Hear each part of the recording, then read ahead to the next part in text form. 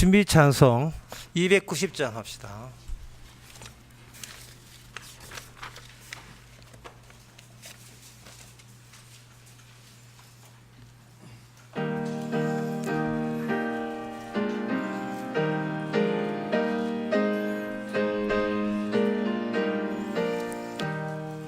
괴로운 인생길 가는 몸이 평안히 쉴 것 아주 없네. 걱정과 고생이 어디는 없으리. 돌아갈래 고향 하늘나라. 광야에 찬바람 불더라도 앞으로 남은 길 멀지 않네. 산 넘어 눈보라 제주처 우르르 돌아갈래 고향 하늘나라. 날 구원하신 주 못이 없고 아예 풍한 영광을 누리리라. 거리던 성도들 한자리만 돌아갈래 고향 하늘나라. 3절만 하겠습니다. 날 구원하신 주 못이 없고 영원한 영광을 누리리라. 거리던 성도들 한자리 만나니 돌아갈래 고향 하늘나라. 아멘. 다같이 묵도함으로 오후 예배를 함께 드리겠습니다.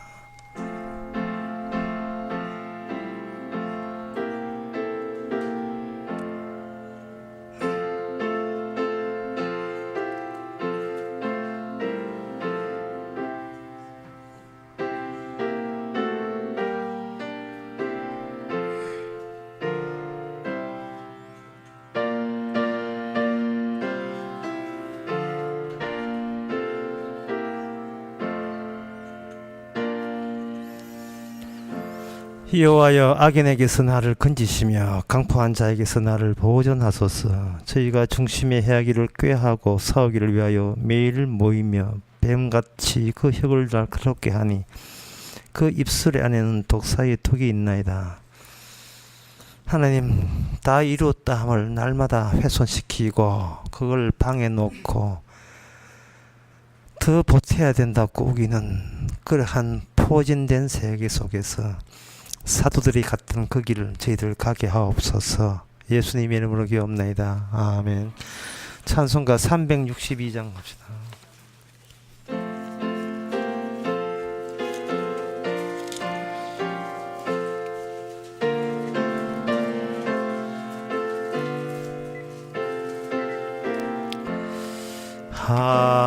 하나님이 말씀하시기를 내 맘을 나에게 바치어라. 너 어디 있든지 날 섬기며 기쁘게 날 항상 의지하라. 바치어라 내 마음을. 주께서 나에게 이러시네. 캄캄한 죄에서 불러내신 주께서 널 인도하시리라. 구주께서 말씀하시기를 내 맘을 나에게 바치시고 사악한 죄에서 벗어나라. 나 어찌 널 구원하겠느냐.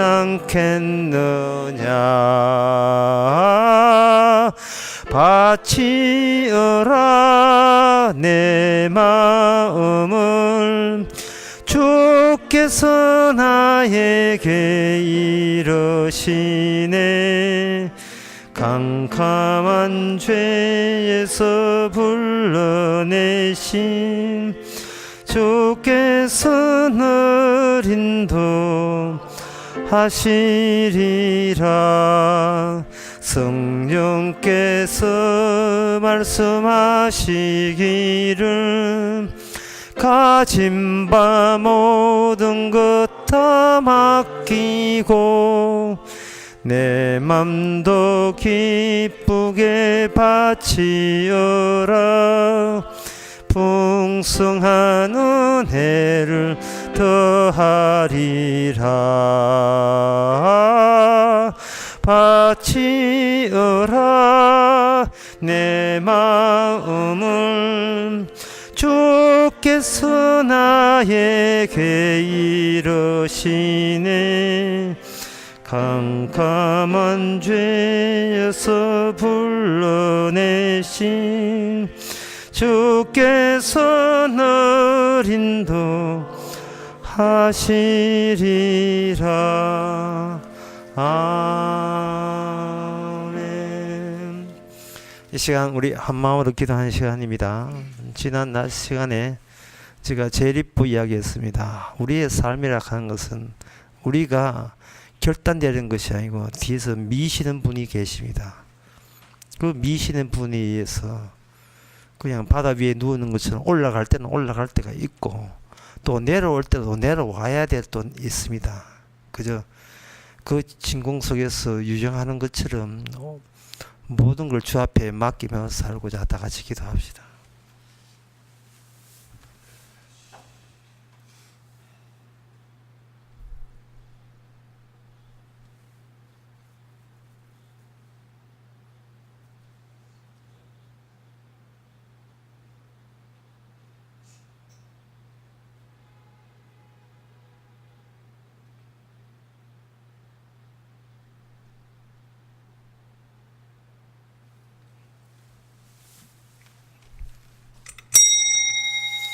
하나님 아버지, 나의 목적이 확언이 되었습니다.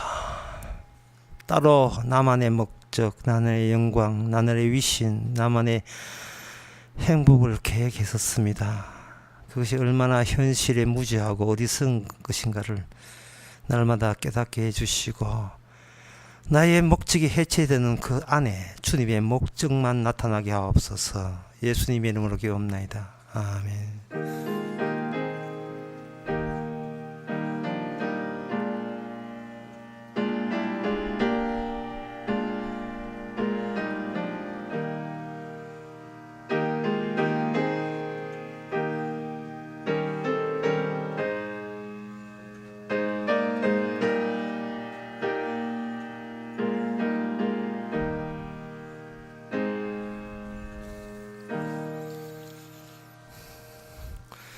하나님의 말씀은 신명기 28장 11절에서 14절까지입니다.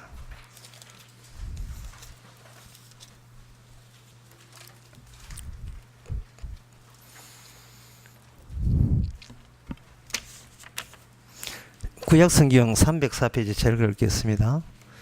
여호와께서 내게 주리라고 내 열조에게 맹세하신 땅에서 내게 복을 주사 내 몸의 소생과 육체의 새끼와 토지의 소산으로 많게 하시며 여호와께서 너를 위하여 하늘의 아름다운 복을 열어서 내 땅에 때를 따라 비를 내시고 내 손으로 하는 모든 일에 복을 주시리니 너가 많은 민족에 구워줄지라도 너는 꾸지 아니할 것이요 여호와께서 너로 머리가 되고 꼬리가 되지 않게 하시며 위로만 있고 아래에 있지 않게 하시리니 오직 너는 내게 오늘날 내게 명하는 내 하나님 여호와의 명령을 듣고 지켜 행하며 내가 오늘날 너에게 명하는 그 말씀을 떠나 좌로나 우로나 치우치지 아니하고 다른 신을 따라 섬기지 아니하면 위와 같으리라. 아멘.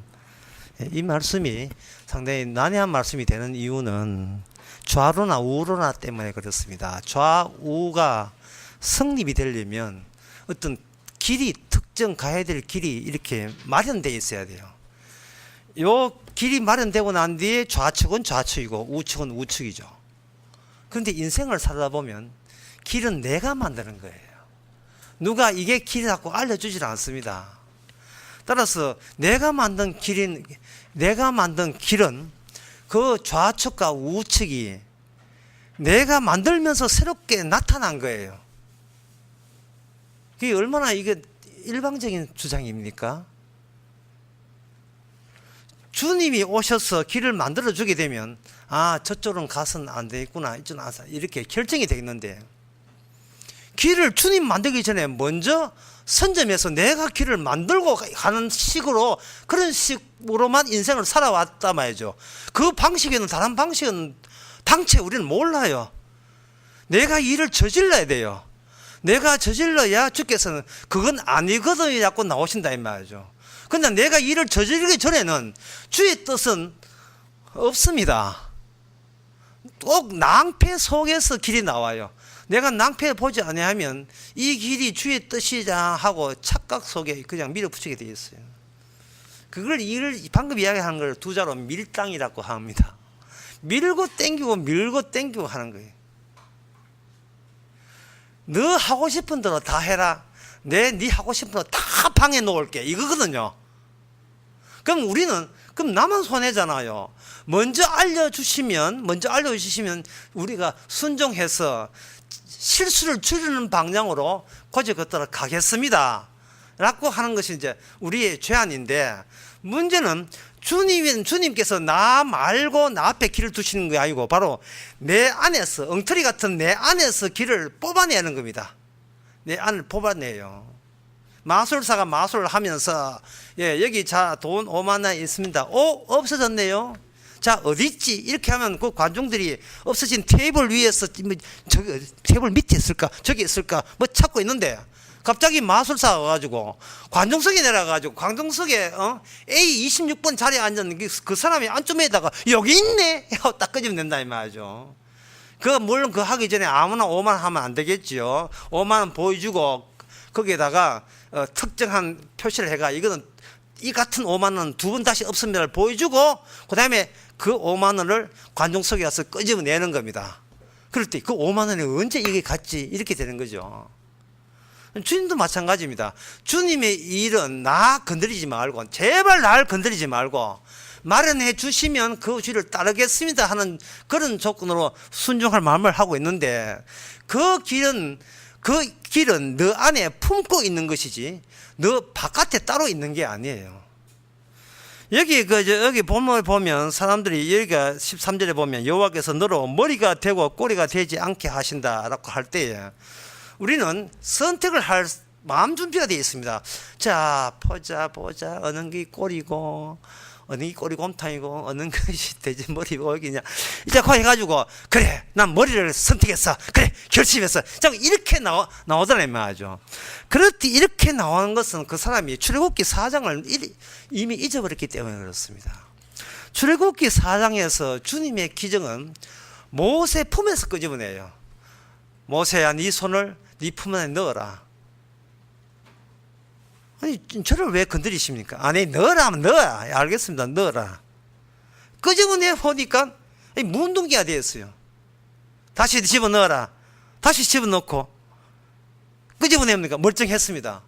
결국은 내 모세 밖에 일어나는 일이 그게 최종적인 목적이 아니고 변할 수 없는 모세 및 이스라엘을 변하게 하는 여기에 이 땅에 벌리시는 하나님의 일의 목적이 바로 이스라엘 건지기 있다는 거예요.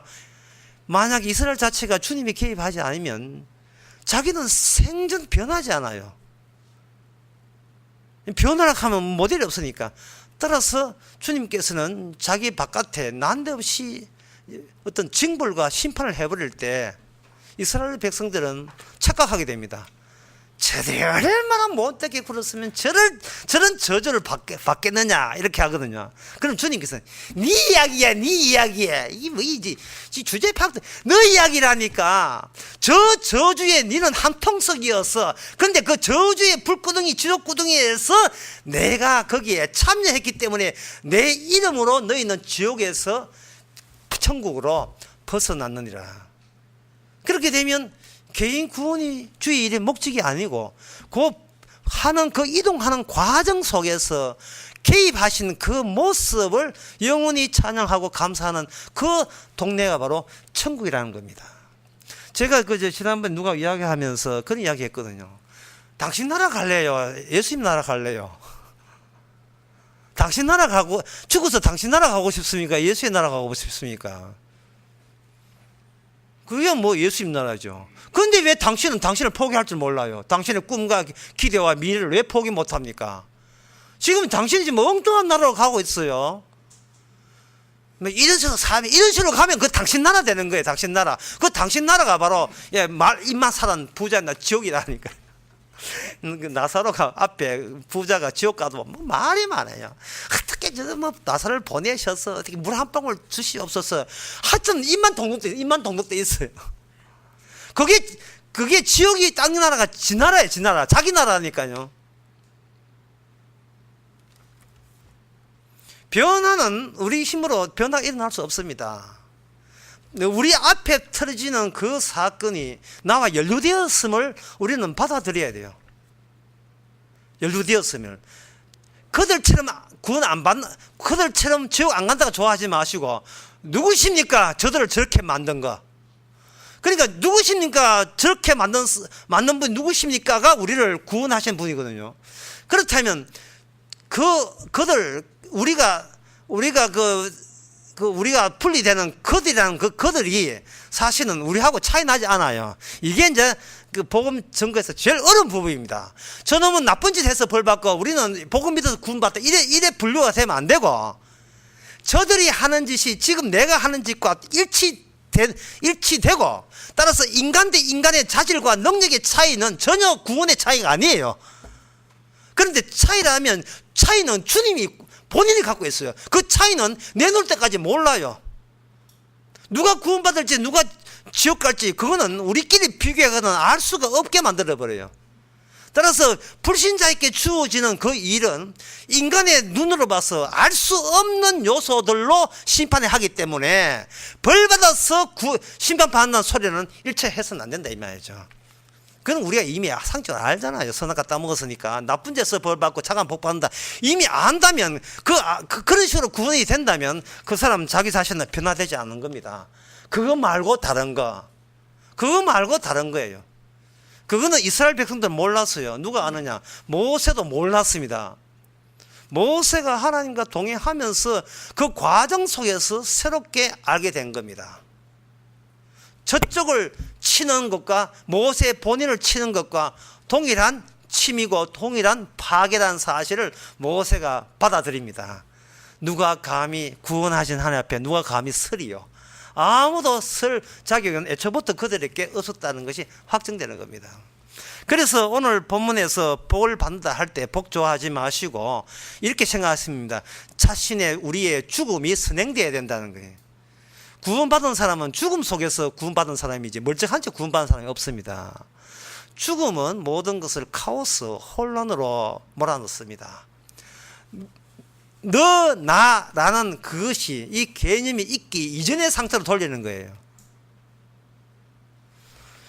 너, 나가 있어버리면 인간의 모든 행동은 어떻게 합니까? 물으시면 간단해요. 너, 나가 있어버리면 거기서 반드시 공통적으로 나오는 게 있습니다. 그게 뭐냐? intention, 의도라는 거예요. 의도입니다.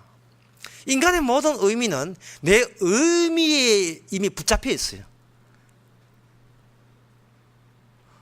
애하고 엄마하고 시장 가가지고 엄마 저거 사줘 라고 할 때는 자기한테 의미가 된다고 여기서 그런 의도를 나타내는 겁니다. 항상 인간은 생각이라 하는 것은 그냥 곱게 나온 것이 아니고 의도를 가지고 나온다.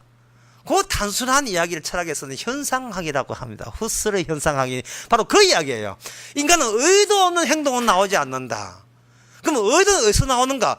의도를 조정하거나 이거는 우리의 소관이 아니다. 그건 초월적인 문제다. 이거 이야기가 되게 히트쳤어요. 현상학이라는 거. 모든 진리는 가짜다는 겁니다. 왜? 그 안에 본인의 의도가 담겨있기 때문에 가짜다. 그 사람한테는 진리고 나머지는 진리 아니다. 요거 이야기한 거예요. 현상이라는 것이 이 현상 해가지고 현상 사진 찍는 거지 사진뿐만 아니라 현상선을 말하는 게 아닙니다.